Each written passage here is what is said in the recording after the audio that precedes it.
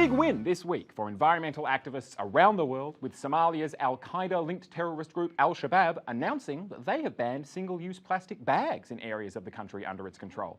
But as is so sadly typical of the terrorist group's inhumane tactics, they didn't even provide any free reusable bags to help shoppers make the transition. Have you no sense of decency? Apparently, the terrorist group was concerned that single-use plastic bags pose a serious threat to the well-being of humans and animals alike.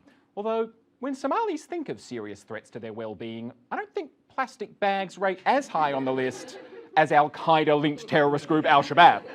And at the risk of sounding like I'm offering advice to Al-Shabaab, I think they might be losing their edge as a terrorist organisation a little at this point. I mean, when you've gone from death to the West to reduce, reuse, recycle, I think you need to reevaluate where you're at. And now to Queensland, very much Australia's Somalia, where Pauline Hanson is preferencing an actual Nazi ahead of Liberal and Labor in the Longman by-election. Jim Salayam, and I've no idea if I'm saying his last name right, but I don't care, who wants to end immigration and abolish multiculturalism, has previously denied being a Nazi. But, as you can see in this photo here, he is a Nazi. That's him on the far right, by the way.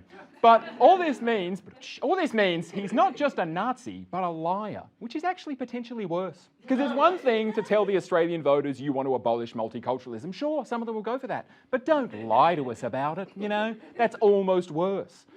I mean, it's not, because you're an actual Nazi. That's clearly the worst thing about you. But lying is a clear number 2 on that list. And then the Victorian Liberal Party has caused controversy with a flyer promoting their candidate Daryl Taylor in the apparently not at all safe Labor seat of Keysborough.